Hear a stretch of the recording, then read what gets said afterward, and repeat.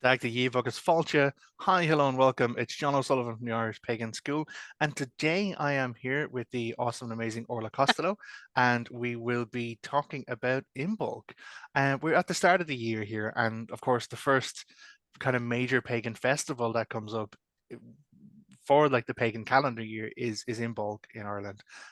So who better to have a quick chat about that than the awesome Orla, who is a teacher at our school in the Irish Pagan School. Speaking of the Irish Pagan School, we do have a new kind of guide or pathway, a free download document that you can grab in the description, that will help you schedule out how you want to move through the school to kind of break out a curriculum for yourself and target the areas of learning that you want to go with.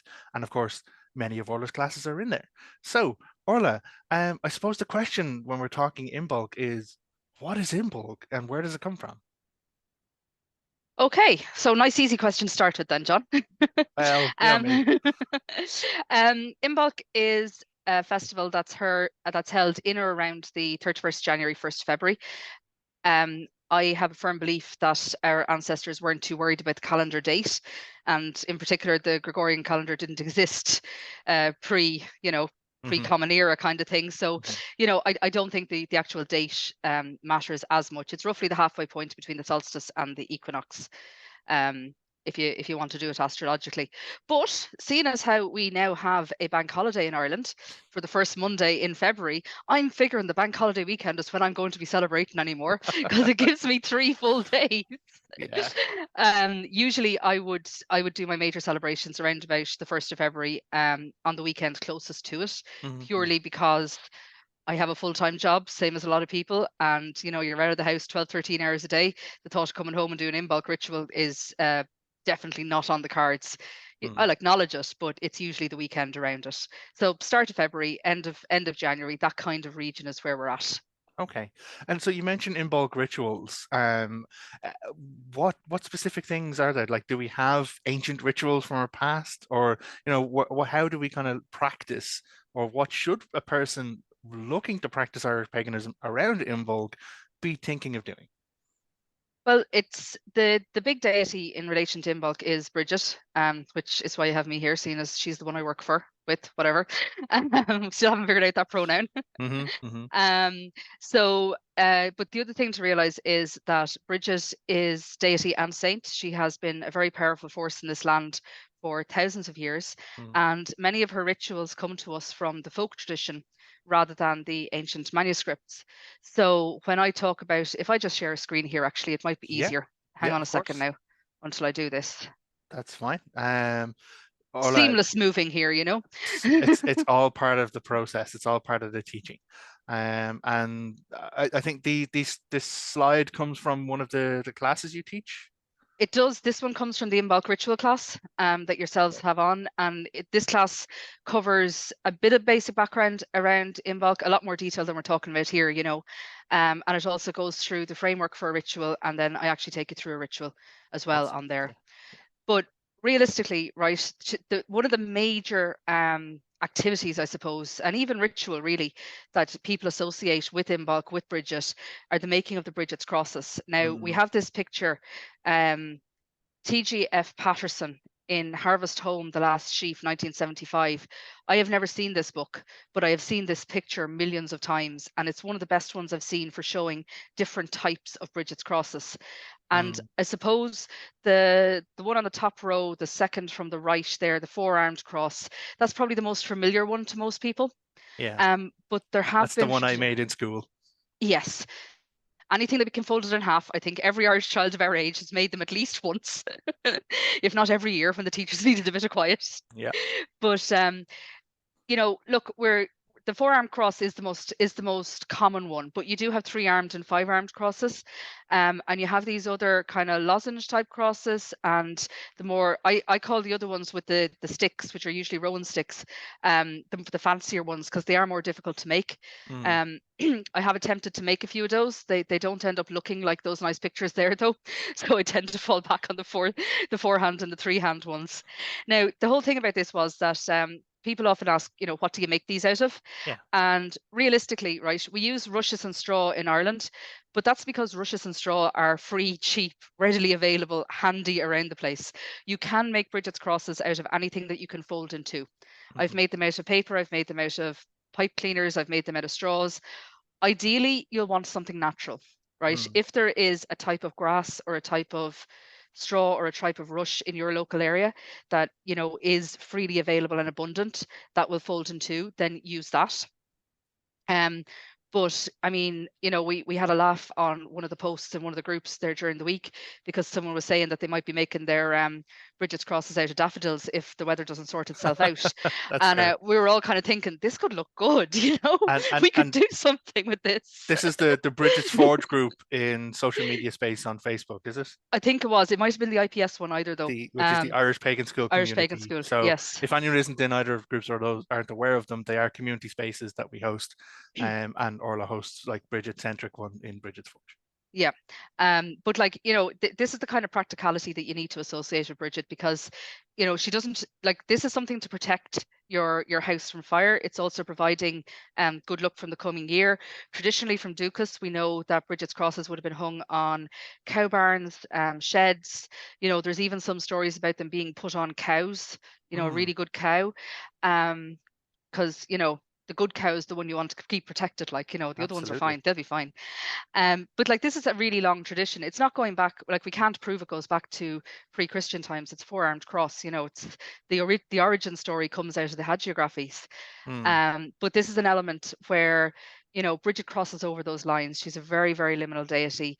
She doesn't go through the hard delineation between paganism and other religions. Mm-hmm, mm-hmm. She kind of crosses a lot of boundaries that way.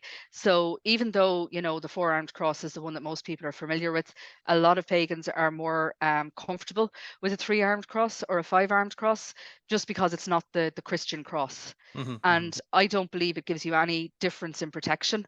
Like Bridget is Bridget, whatever kind of mold you want to put her into, she might stick there for a while, but she'll sort herself out in the end. Yeah, you know. absolutely. So this is probably one of the most common ones. Do we have time to talk about the broth for very quickly? Because it's very Yeah, simple. I think it's an extra one as well. And so just to connect, like really talking about Imbolc is in essence talking about Bridget. Yeah. But is everything about Imbolc always about Bridget? You can celebrate Imbolc without acknowledging Bridget at all, if you really want to, Imbolc for me, so I have a kind of a circle of the year that I start when it comes to ideas and plans and everything. I dream about them at Samhain, I plant the seeds at Imbolc, I grow them at Bealtaine, and I harvest at Lunasa. So Imbolc for me is about planting those seeds. It's about getting those fresh green growth going, that the first spikes of green that we see after the winter, Yeah. except in Ireland where we have green all year round because we don't really do snow that often. Although this year has been an exception. Mm-hmm, mm-hmm. So for me it's about those new beginnings. It's about fresh start. It's even the energy of the earth is rising in the northern hemisphere. Yeah. If you're in the southern hemisphere, flip it around. This would be August for you, but northern hemisphere February, the earth energy is rising. You can feel all that new growth coming into the world. You see, the baby lambs, baby calves, flowers growing, farmers putting in the silage and the manure to Mm-hmm, get mm-hmm. the fields ready. All that sort of beginning kind of thing is what's around Imbolc. Yeah. So you don't have to do anything with Bridget if you don't want to. Yeah. So it might be fair to say that Imbolc then is a time of new beginnings. It's a time of putting in the effort, putting down the seeds and the effort and the energy, Yeah. coming out of the dark times post Samhain, and building in to set yourself up for the upcoming year. So any Yeah. activity really that will be supportive around that, kind of clearing out the old kind of stuff, making energy kind of shift and move, getting yourself Oh yeah. ready and set up for the new year. This is the kind of activities that one should be considering doing around Imbolc. Yeah, like if you have the energy for a big spring clean around this time, it's a really good time to do it. Like I have a firm belief that cleaning energetically out the house is very clearly supported by a good physical clean as well. Mm-hmm, mm-hmm. Getting into the corners, getting into the bits that you don't normally see, and it stirs up the energy in there as well, and it kind of replenishes and refreshes it because stagnant energy is no good for you at all. Yeah, yeah. Awesome. So broth breeder, you wanted to kind of Mm. touch onto that. It is a very important kind of action, and as the recipient of the benefits of a broth breeder in my own time frames, I'm more than in favor of sharing this information as widely and freely as publicly as possibly. So what then, Orla, is a broth breeder?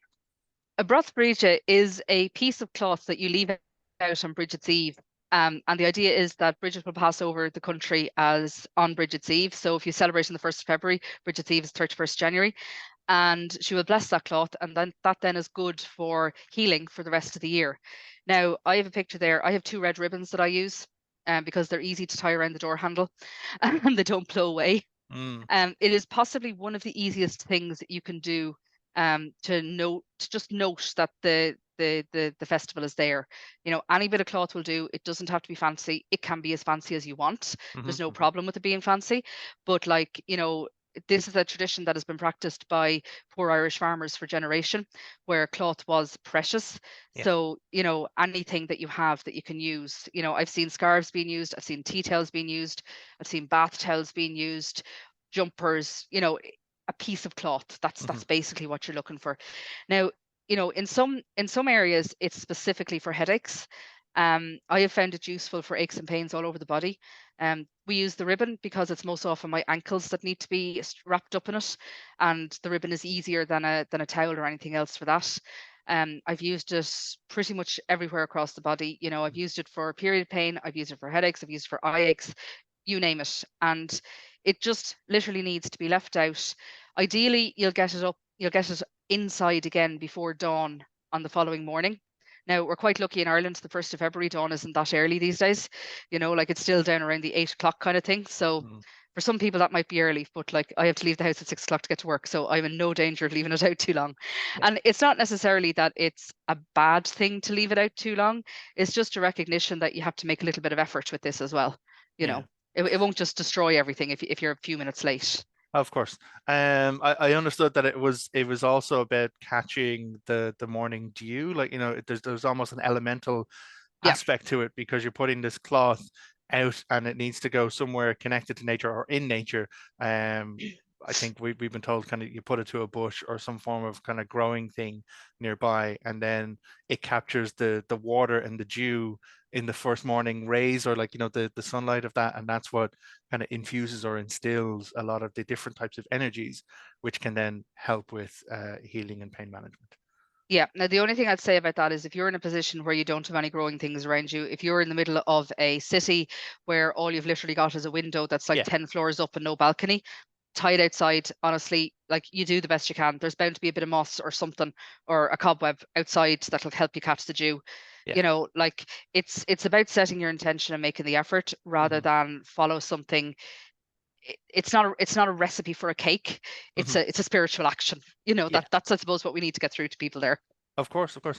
And so do you think then that that really is the acknowledgement of how these traditions, these practices, these rituals have evolved or and need to evolve into a more modern setting and a more modern use? I would think so. I mean, you know, for even back to my parents or grandparents, throwing a cloth out in a bush was no big deal because they live in the country. And well, my grandparents really lived in the country, you Yeah. know, like they dried their washing on the bushes, never mind anything else. So, you know, leaving a cloth on a bush was like natural. Whereas for these days, you know, an awful lot of people live away from places where you can do that. Mm, So we kind of have to be practical. And Bridget is a practical deity. You know, she sees people making the effort and she understands that if you're in the middle of a built up area and you can't get to a place where there's green to put a bush out, or that you can get to it but it's not safe, or hmm it's not safe to leave something there or whatever, then you know she'll accept the intent and the purpose and the effort. You know, if you're just not putting it on a bush or not putting it near something because you can't be bothered, that's something else. You Yeah, know, yeah. but like it's about making the effort. Of course, of course. And with all of these magical practices, it is about that energy and intent, and the energy follows one's intent. And so if anyone watching this is kind of like, oh, I might give it a shot this year, and I might put out a piece of cloth to make a broth breach, then focus on the intent. Like, Yeah. get that intention right at the very beginning, and that's what will serve you then throughout the rest of the year. So I think really then talking about Imbolg is talking about beginnings. Yeah. It is. There's there's it's kind of like a fresh new start, you know. I'm gonna move on. This will be the last slide I have now, right? Yeah. But um, there are there are a lot of traditions on the Dúchas.ie website about ensuring the prosperity for the coming year. So this was seen as a time that people were coming out of the semi-hibernation state for the winter, right? Mm, Because mm, even though technically humans don't hibernate, however much I might want to do so, um, during the winter in a agricultural society, you know, the work moves indoors. You're not doing as much outdoor work. You're not doing as much obvious work. You know, you're doing the kind of the mending, the repairing, the resting, you know, that sort of work inside. mhm, So this mhm. is a kind of a it's not that people were locked inside their houses all year, but this is kind of the time when the outside life would start again in Yeah. earnest. Now, those who have been to Ireland will realize that February is not our driest month of the year. And we do have some that are slightly drier, but you know, um, the weather can still be fairly miserable. But it is also the time of year where people have started saying, sure, isn't there a grand stretch in the evenings? You can really notice the days getting longer and brighter. You can notice the life coming back in. So it's a time when people start coming out of that hibernative cycle. And it's also a time where they start looking at the coming year and how to make it a good one, you Mm, know, and this is where this prosperity stuff comes in. So in fishing homes, an empty shell would be left at each corner of the house to signify the fish that they would catch throughout the year. In farming homes, they would leave corn or rushes outside for Bridget to bless, and they would then be mixed up with the feed for the animals or the seed stock for the coming year mm. to help ensure that prosperity. Now, speaking about evolving traditions for modern life, the vast majority of us don't go out fishing and don't farm our own food or farm our own animals anymore. So Yeah. we have to think about what signifies our own prosperity, Mhm, right? mhm. So if you're in the habit of if your prosperity comes from words, you can possibly leave a sample of writing outside. If your prosperity comes from tools or something like that, you could leave something representing your tools outside. Depending on where you are, you probably don't want to make it something too valuable. Like Mm, you can see from this, an empty shell, some corner rushes, it's not something that would devastate the family if it disappeared, right? So it's not your most precious, valuable possession. It's something that recognizes and resembles your prosperity. What does prosperity mean to you? Now, for a lot of us, it could be a few quid, right? You know, leave a euro or a 50-cent piece or something lying in each of the four corners of the house. If you're in an apartment or if you're in a place where you can't put them outside the house, put them inside the house. You mm. know, the idea is there to just put something that represents your prosperity and put it in a way that it encompasses the home. So whether that's Yeah. at the entrance or whether that's at the four corners, it's about it's pretty much sympathetic magic. You know, it's about Mhm, attracting mhm. more of that to the home. Absolutely. Yeah, and I definitely agree with you. It is about, setting the work and setting the intent. And I think that really is the meaning of like seasonal kind of celebrations of paganism or Irish paganism, like Imbolc. It's Mm, because it is a clearly defined space and time when there are very practical things to be doing about your home and your space to clear and to shift your energy. But then also there's the inbuilt magical, like this is how you set yourself up for success. So like, yeah, finding that midpoint between the winter solstice and the next equinox, and then beginning that shift and that change means that by the time you get to an equivalence between light and day, you're already up and running. yeah. Which is why I feel personally as well, for me, Imbolc has some great significance, as a practicing spiritual pagan. Plus, So it is officially the start of spring in Ireland. Most places it's the equinox that starts spring, but in Ireland, 1st of February is when spring starts. yep, Whatever the weather might tell you. that's legit. Like, it's wait for Imbolc and then it's spring. Even if it's Yes. still cold, even if it's still wet, it's technically spring.